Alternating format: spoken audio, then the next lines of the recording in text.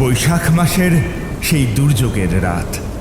বাইরে আকাশ ভেঙে বৃষ্টি নামছে, সঙ্গে উদ্দাম ঝোড়ো হাওয়া। অন্ধকার এতটাই ঘন যে হাতের তালু দেখা যায় না। মঠ লেনের ঠাকুরমশাইয়ের বাড়ির বারান্দায় আমি আর কিশোরী সেন এসে পৌঁছলাম। উফ কিশোরী, এ তো বৃষ্টি নয়, যেন লঙ্কা কাণ্ড। আর একটু হলেই পুরো ভিজে যেতাম, আর মাঝপথেই ঠাকুরমশাইয়ের কাছে যাওয়াটা ভণ্ডুল হয়ে যেত। ওহ সত্যি, ছাতাটা শেষ পর্যন্ত ভাগ্যিস টিকে থাকলো। মটলেনের ওই গলির মোড়ে এসে যে এক ঝলক হাওয়া দিল, ভাবলাম হয়তো ঠাকুরমশাইয়ের বাড়ি পৌঁছানোর আগেই ছাতা সমেত উড়ে যাব আকাশে। ঘরের ভিতর টিমটিমে লণ্ঠন জ্বলছিল। ঠাকুরমশাই ধপধপে সাদা চাদর বিছানার উপর পেতে দিয়ে তক্তপোষে বসেছিলেন। আমাদের দেখে স্মিত হাসলেন। এসো এসো, বসো ওখানে ওই মোড়ার উপর। এই দুর্যোগের সময় যখন বৃষ্টির হাতছানি উপেক্ষা করে মটলেনে পা দিয়েছ, তখন বুঝতে হবে আমার বলা প্রতিটি গল্পের প্রতি তোমাদের বড় টান আছে। এই যা সর্বনাশ, পাসিংসো সিগারেটটাই তো কিনতে ভুলে গিয়েছি। ঠাকুরমশাই, আপনি একটু বসুন, বুঝলেন? বাইরে বৃষ্টির বেগটা সামান্য কমলেই আমি গিয়ে ওই মোড়ের দোকান থেকে এক প্যাকেট কিনে আনছি আপনার জন্য। আপনার তো আবার ওই সিগারেট ছাড়া ঠিক জমে না। বাইরে তখন বৃষ্টির বেগ আরও বাড়ল। জানালার খড়খড়িগুলো বাতাসের ঝাপটায় আছাড় খাচ্ছে। পাগল হয়েছ কিশোরী? বাইরে এখন যা অন্ধকার আর বৃষ্টির তোড়, তাতে বেরোনো মানেই বিপদ। আর আর দরকার নেই সিগারেটের। আজ না হয় একটু পুরনো আমেজেই ফিরে যাই। আমি তামাক সেজে নিচ্ছি, তাতেই বেশ চলে যাবে। কিশোরী, তামাকের গন্ধে আবার তোমার কোনো আপত্তি নেই তো? আরে না না ঠাকুরমশাই, এই বৃষ্টি ভেজা রাতে তামাকের গন্ধ তো অমৃত। সিগারেটের চেয়ে বরং ওইটাই বেশি মানানসই। ঠিক এই সময়ে ঘরের ভিতর থেকে এক অদ্ভুত মায়াবী সুগন্ধ ভেসে এলো। চারি একটা কাঁসার থালায় ধোঁয়া ওঠা গরম গরম বেগুনি আর এক বাটি মুড়ি নিয়ে ঘরে ঢুকলো। বাইরে বর্ষার শীতল হাওয়ার বিপরীতে সেই গরম খাবারের সুবাস যেন এক স্বর্গীয় আবেশ তৈরি করলো। মা বললেন এই অকাল বৃষ্টিতে শরীর খারাপ করবে, তাই চটজলদি কয়েকটা বেগুনি ভেজে দিলাম। নিন, গরম থাকতে থাকতে মুখে দিন তো। কিশোরী একটা বড় মাপের মুচমুচে বেগুনি তুলে নিল। ঠাকুরমশাই, প্রথম কামড় দিতেই বেসনের নুনটা স্বাদ আর ভেতরের নরম বেগুনি এক অপূর্ব তৃপ্তি এনে দিল, বুঝলেন? আর এর কাছে বাইরের দুঃখ কষ্ট তুচ্ছ। জিভে দেওয়ার সঙ্গে সঙ্গে যেন সারাদিনের ক্লান্তিটা মুছে গেল। এই বৃষ্টির শব্দ, তার সাথে আপনার ঘরে এই তামাকের গন্ধ, আপনার গল্প, তারপরে চারির হাতের এই বেগুনি, সব মিলিয়ে আমি আর কিচ্ছু চাই না ঠাকুরমশাই। এবার একটা গল্প ঠাকুরমশাই। শোনো বিভূতি, জগৎটা আমরা যেমন দেখি সব সময় তেমন নয়। এই যে বৃষ্টির শব্দ শুনছো, এর আড়ালেও কত হাহাকার লুকিয়ে থাকে আমরা জানি না। আজ থেকে 20 বছর আগের এক সন্ধ্যায় খবরের কাগজটা যখন পড়ছিলাম, একটা সংবাদে চোখ আটকে গেল। উত্তরবঙ্গের এক চা বাগানের ম্যানেজার নিখোঁজ, শিলিগুড়ির দিককার ঘটনা। কিন্তু আশ্চর্যের বিষয় কি জানো? সেদিন বিকেলের এমনই দুর্যোগের সময় এক পরিবার এই ঘরে এসে হাজির হয়েছিল। তাদের পরনে ছিল দামি পোশাক, কিন্তু চোখে মুখে ছিল এক আদিম ভীতি। ম্যানেজারের স্ত্রী আর ওনার ভাই এসেছিলেন। মহিলাটি কান্নায় ভেঙে পড়ছিলেন বারবার। কিছুক্ষণ পরে নিজেকে সামলে নিয়ে আমায় যা বললেন, সেটা শুনেই আমার শিরদাঁড়া দিয়ে হিমেল স্রোত বয়ে গেল। যেহেতু আমি সংবাদটা আগে থেকেই পড়েছিলাম, তাই সেটা সম্বন্ধে বিশদে কিছু না বলে শেষবার কোথায় দেখা হয়েছিল সেটাই বলতে শুরু করলেন। ঠাকুর মশাই, নিখোঁজ হওয়ার ঠিক আগের দিন বিকেলে আমার স্বামী বাংলোর কাছের ছোট পাহাড়ি নদীর চরে হাওয়া খেতে গিয়েছিলেন। সেখানে তিনি অদ্ভুত এক দৃশ্য দেখেন। ঝাপসা আলোয় তিনি দেখেছিলেন নদীর পাড়ের পিচ্ছিল পাথরের ওপর এক কুঁজো বুড়ি বসে আছে। থুরথুরে বুড়ি, পরনে ময়লা শাড়ি জড়ানো।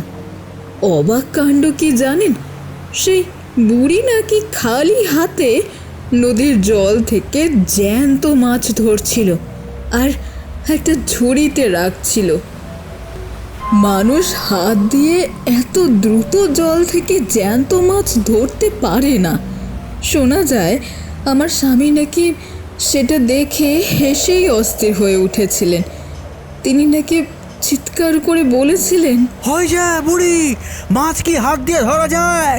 তোমার কি ভীমরতি ধরেছে নাকি? বুড়ি একবার নাকি মুখ তুলে তাকিয়েছিল।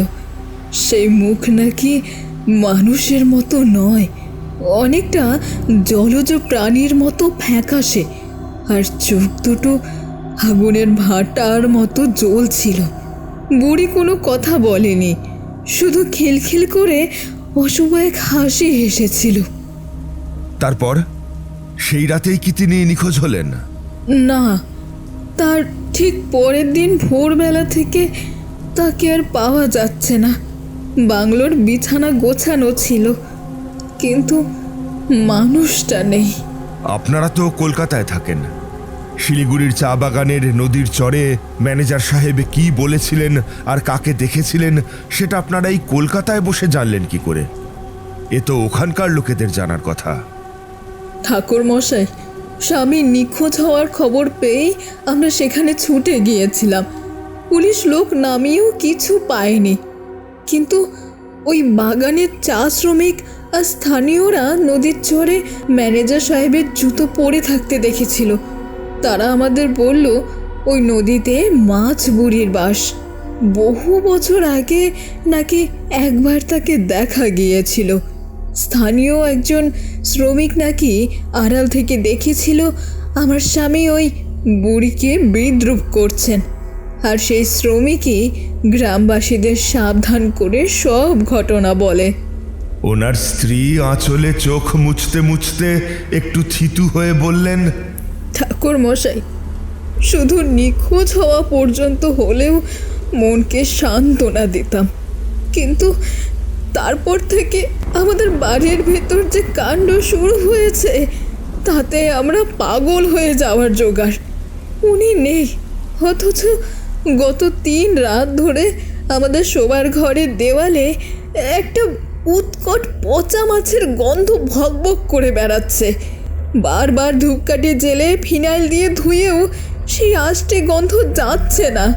আর রাত যখন গভীর হয় ঠিক তখনই ঘরের কোণ থেকে একটা খিলখিল করে অমানসিক হাসির শব্দ ভেসে আসে, ঠিক যেমনটা উনি সেই বুড়ির মুখে শুনেছিলেন।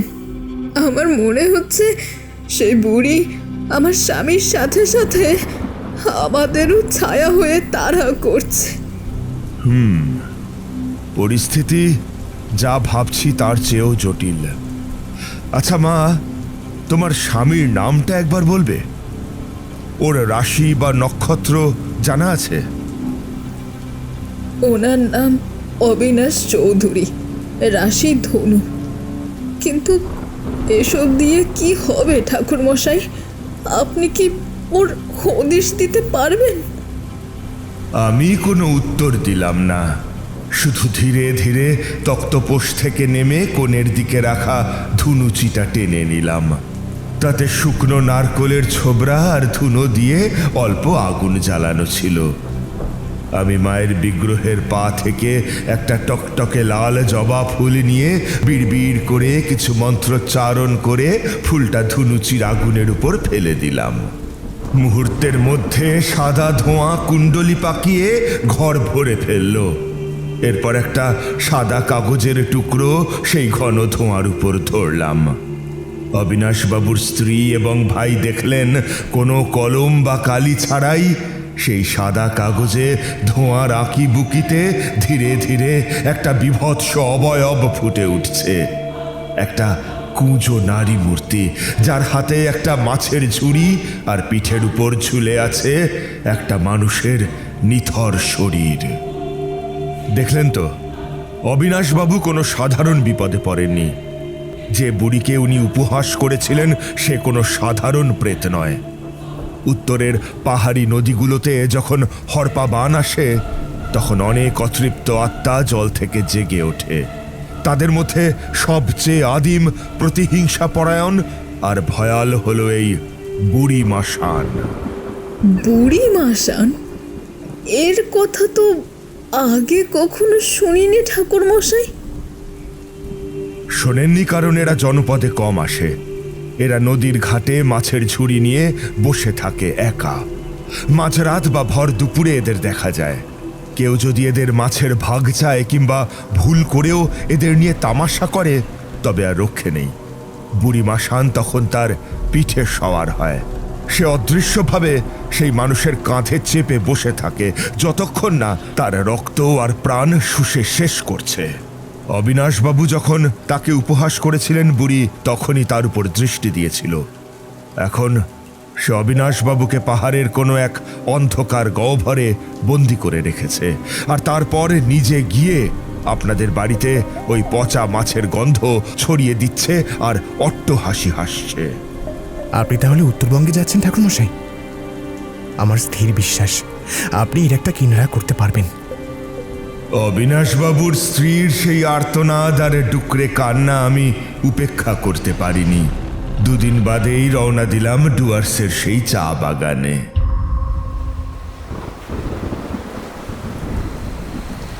চারিদিকে ঘন জঙ্গল, আর তার মাঝখান দিয়ে সাপের মতো এঁকে বেঁকে চলেছে তোরসা। বর্ষার তোরসা তখন রাক্ষসী, দুকুল ছাপিয়ে জল বইছে। বাংলোর লোকেরা আমাকে নিয়ে গেল সেই নির্দিষ্ট চরে, যেখানে শেষবার অবিনাশবাবুর জুতো পাওয়া গিয়েছিল।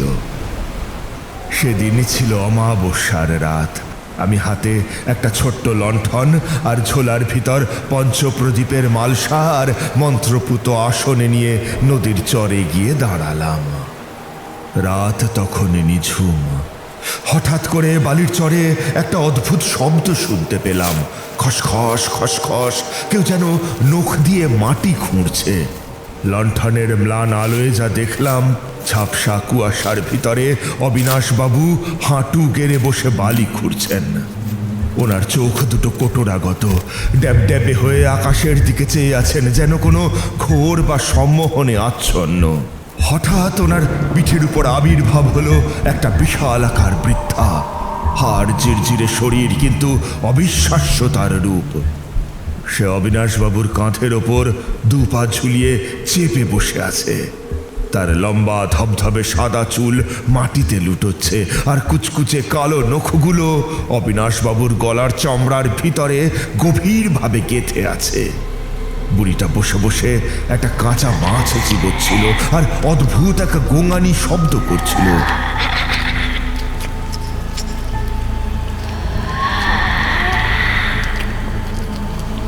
আমি কাছে যেতেই সে মুখ ঘোরালো। আগুনের গোলার মতো দুটো চোখ আমার উপর স্থির হলো। কেন এসেছিস তান্ত্রিক? এ আমার শিকার। এ আমাকে উপহাস করেছে। এই রক্তে আমার তৃষ্ণা মিটবে।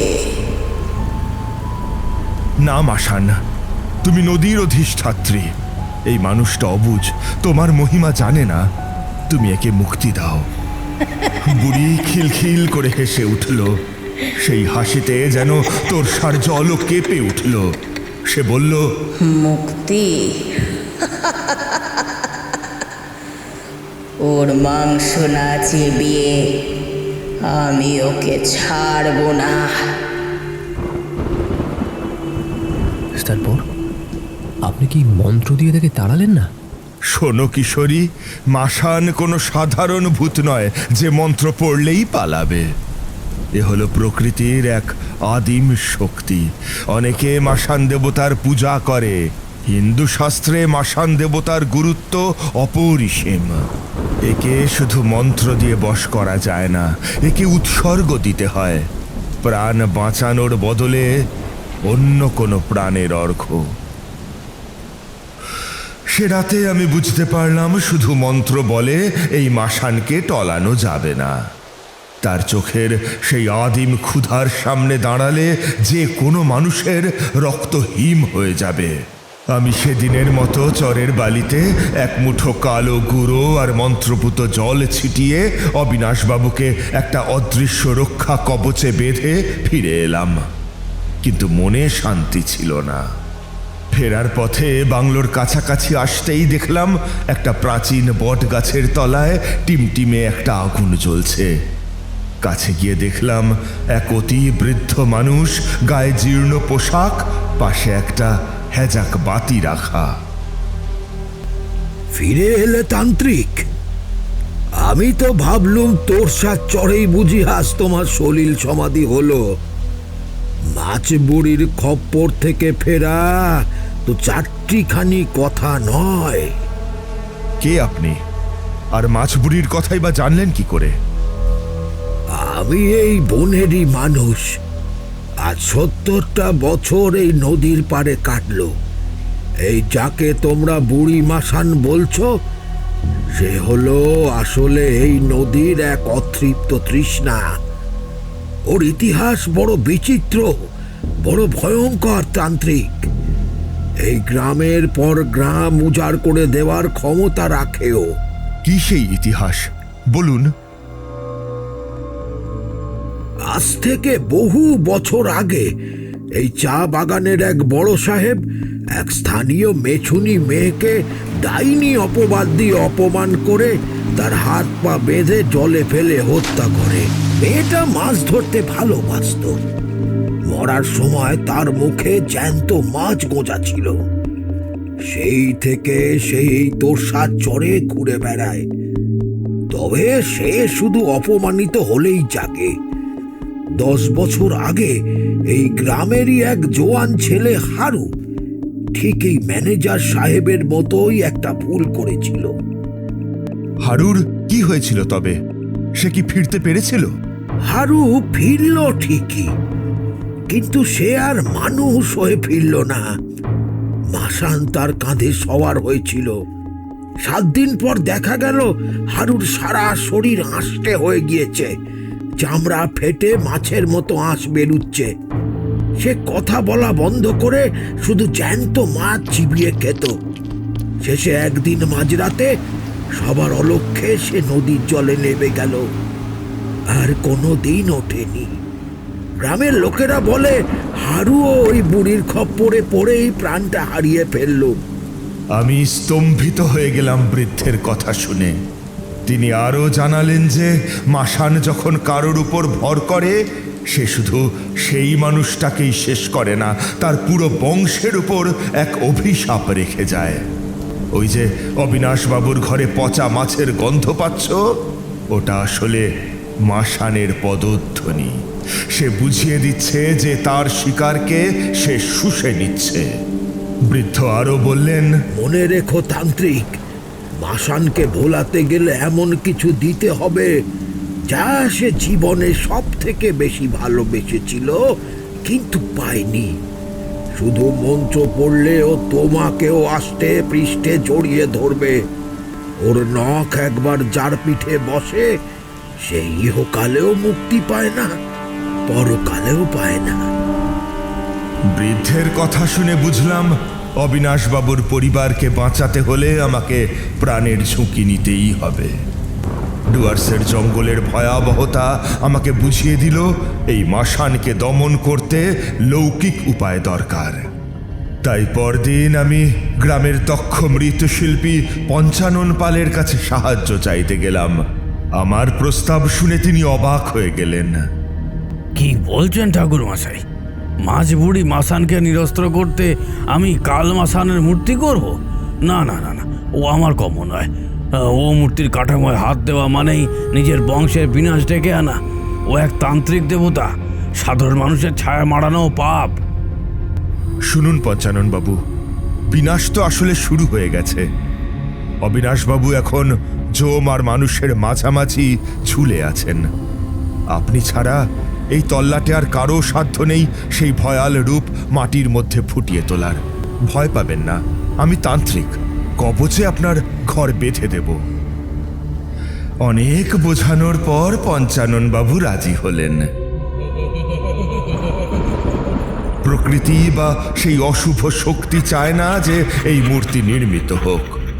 পঞ্চাননবাবু যখনই কাদা মাখাতে যাচ্ছেন, অদ্ভুত এক আষ্টে গন্ধে ঘর ভরে উঠছে। মাঝপথে হঠাৎ ঢালের ওপর থেকে একটা প্রকাণ্ড সাপ ধপাস করে মূর্তির কাঠামোর উপর পড়ল। পঞ্চাননবাবু চিৎকার করে পিছিয়ে গেলেন। মাটির তালের ভিতর থেকে রক্তাক্ত এক জল বেরোতে শুরু করলো। দেখছেন ঠাকুর মশাই, ও করতে দেবে না, মাটি বারবার ফেটে যাচ্ছে। কালমাসান জাগার আগেই বুঝি আমাদের বলি নেবে। আমি মন্ত্র জপ করে গঙ্গা জল ছেটাচ্ছি, কিন্তু বাধা কিছুতেই কাটছে না। ঠিক সেই সময়ে অলৌকিকভাবে সেই গত রাতের বৃদ্ধ মানুষটি এসে কুড়ে ঘরের দরজায় দাঁড়ালেন। অদ্ভুত এক শান্ত অথচ গম্ভীর হাসি ওনার মুখে। পঞ্চানন, হাত থামালে কেন? মূর্তির প্রাণ প্রতিষ্ঠা তো অন্তরের ভক্তি আর সাহসে হয়। সরো, আমি তোমার সঙ্গে মাটি ছানছি, দেখি কোন শক্তি আমাদের আটকায়। বিস্মিত হয়ে দেখলাম সেই জীর্ণ পোশাকের বৃদ্ধ যখনই পঞ্চাননবাবুর হাত ধরলেন, ঘরের সমস্ত অলক্ষণে উপদ্রব এক মুহূর্তে থেমে গেল। আষ্টে গন্ধ বদলে গিয়ে এক অদ্ভুত ধুনোর সুবাসে ভরে উঠল ঘর। ঘন্টার পর ঘন্টা কেটে গেল।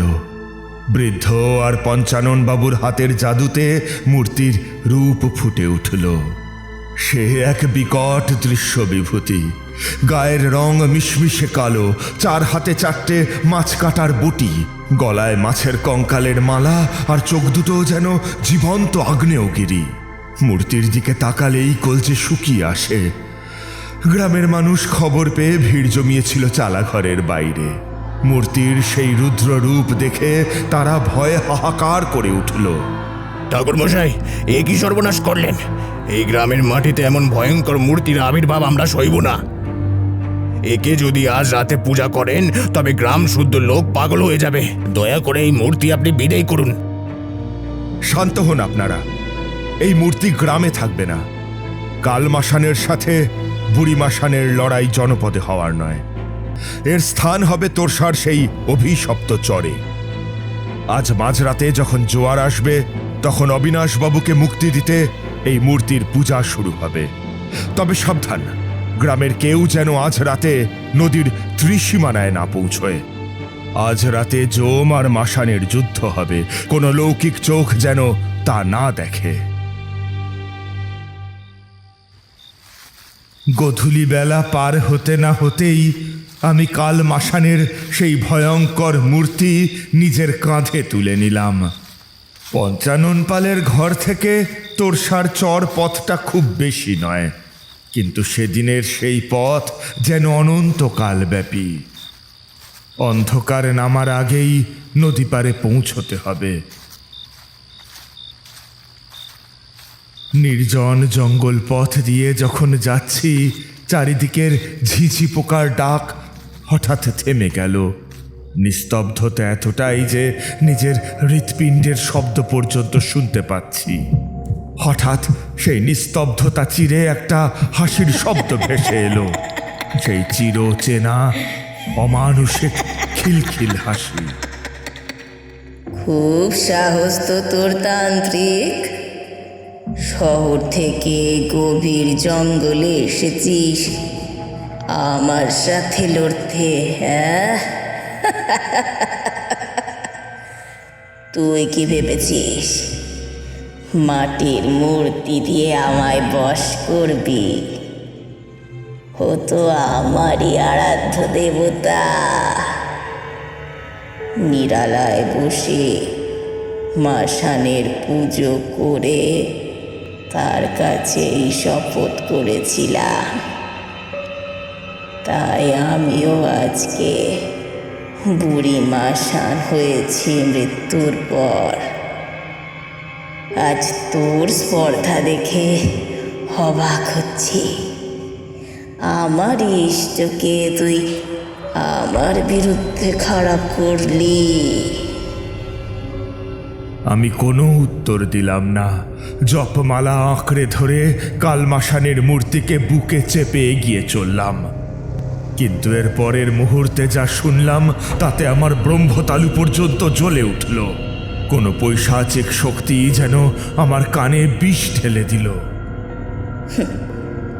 তান্ত্রিক, নিজের ওপর বড় ভরসা, তাই না? কিন্তু তুই কি ভুলে গেলি কলকাতায় তোর একটা ছোট্ট মেয়ে আছে, চারি?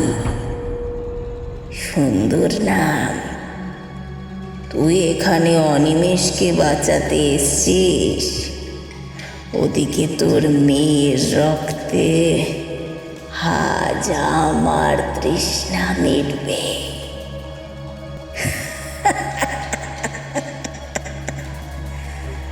কালমাসানকে দিয়ে আমায় আটকাবি, হ্যাঁ?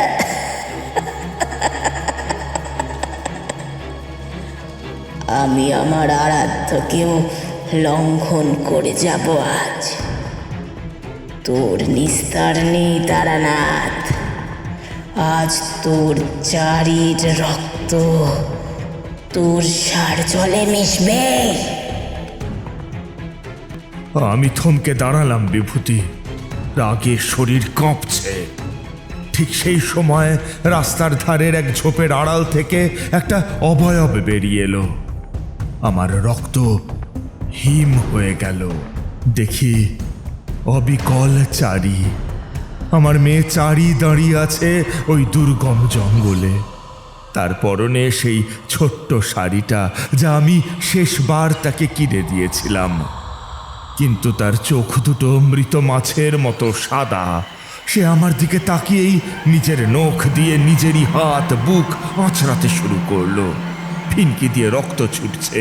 চারির কণ্ঠে এক আর্তনাদ উঠল। বাবা, বাঁচাও বাবা, আমাকে ছেড়ে দাও।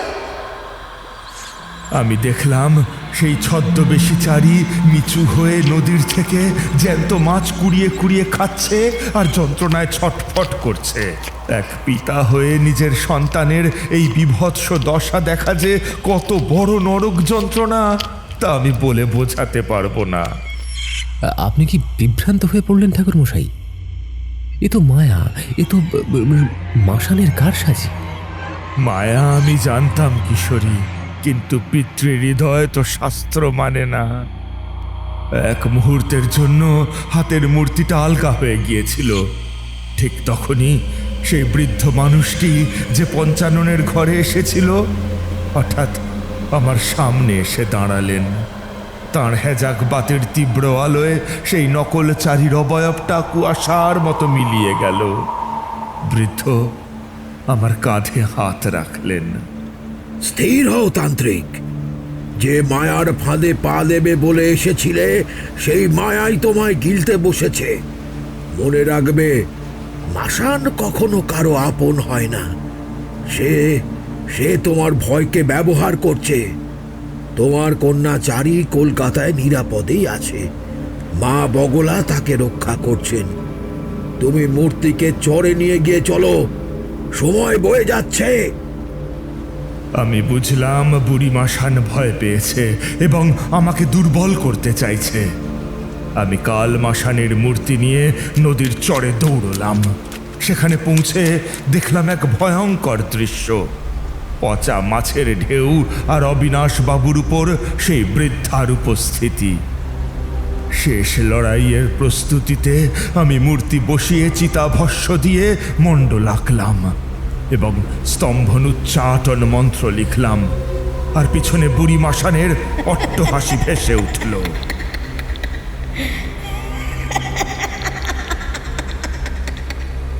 তান্ত্রিক, এই সামান্য চিতাভস্য দিয়ে আমাকে আটকে রাখবি?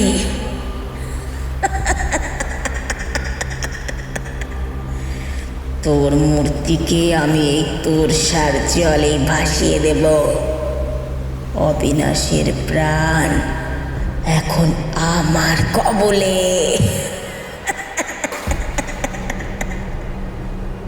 আমি কোনো কথা না বলে ঝোলা থেকে পুতির মালাটা বের করে এক ঝটকায় ছিঁড়ে ফেললাম।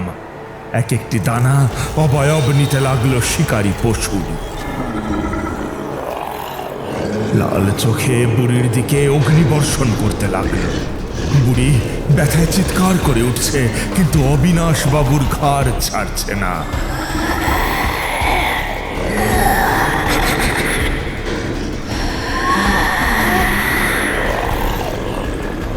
তারপর ঠাকুরমশাই, কালমাসান কি জেগে উঠল? জেগে ওঠার সময় তখন হয়ে এসেছে। আমি ঝোলা থেকে বের করলাম এক মুঠো কালচে রঙের চাল, যা আমি শ্মশানে জপ করে এনেছিলাম। সেই চালের দানাগুলো কালমাসানের মূর্তির সামনে ছিটিয়ে দিলাম। তারপর একটা কালো কাপড়ের পুটুলিতে বিড়ালের মাংস ভরে মূর্তির পায়ের কাছে রাখলাম। বলেন কি ঠাকুর মশাই? হ্যাঁ বিভূতি, কালমাসান হলো তামসিক দেবতা। তাকে জাগ্রত করতে রক্ত আর মাংসের ছোঁয়া লাগে। ভোগ দিতেই যেন এক অলৌকিক কাণ্ড ঘটল। মাটির সেই নির্জীব মূর্তি থরথর করে কেঁপে উঠল। তার কালো পাথরের মতো চোখ দুটো হঠাৎ ধকধক করে জ্বলে উঠল আগুনের গোলার মতো। মূর্তির ভিতর থেকে এক গভীর গর্জন বেরিয়ে এলো, যা তোরসা নদীর শব্দকেও ছাপিয়ে গেল।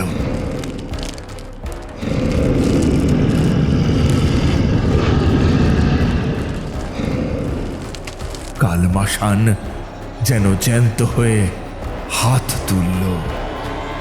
না না, এ হতে পারে না। আমার প্রভু আমারই বিরুদ্ধে হাত তুলবেন না।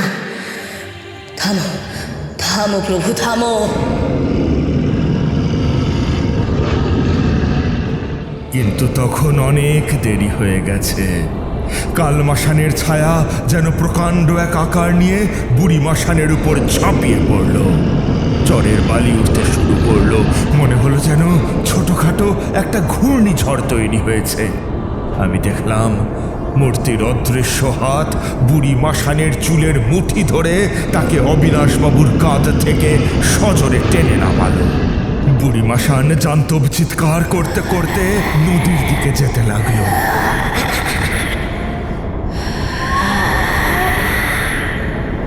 কালমাসানের সেই রুদ্র তেজের সামনে সে খড়কুটোর মতো ভেসে গেল। শেষ মুহূর্তে বুড়িমাসান নদী গর্ভে বিলীন হওয়ার আগে একবার অবিনাশবাবুর দিকে ফিরে তাকালো। তার জ্বলন্ত চোখ দিয়ে যেন বিষ ঝরে পড়ল। সে চিৎকার করে বলল, আমি যাচ্ছি তান্ত্রিক, কিন্তু আমার ছোঁয়া ও সারা জীবন বয়ে বেড়াবে। আমার নখ ও রক্তে বিষ মিশিয়ে দিয়ে গেল।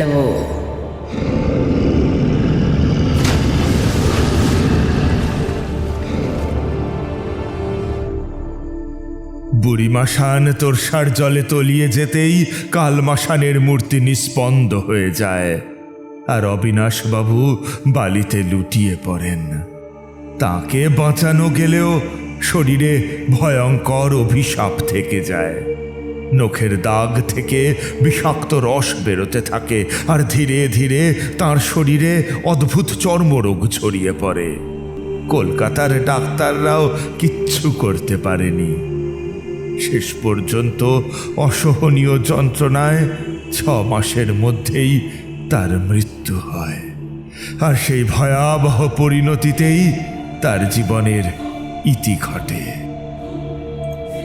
আচ্ছা, অবিনাশবাবুকে বুড়িমাসান কি করেছিল যে উনি নিখোঁজ ছিলেন?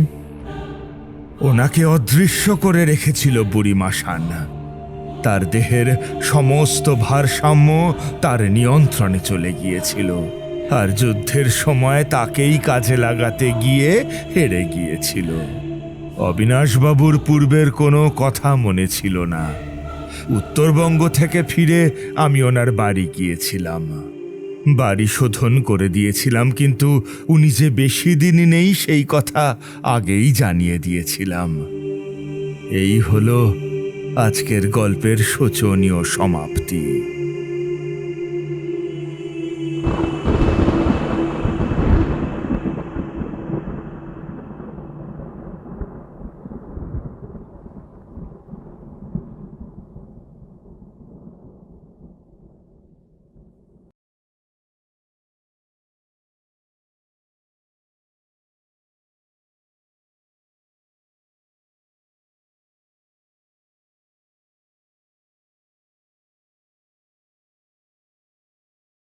আমাদের এই গল্প যদি আপনাদের ভালো লেগে থাকে তাহলে অবশ্যই লাইক করবেন এবং শেয়ার করবেন। যারা চ্যানেলটিতে নতুন তারা অবশ্যই সাবস্ক্রাইব করুন। শুধু বেল আইকনটি টিপে নোটিফিকেশন অন করে দিন, যাতে আমাদের পরবর্তী কাজগুলোর খবর সবার আগে আপনার কাছে পৌঁছয়। ধন্যবাদ।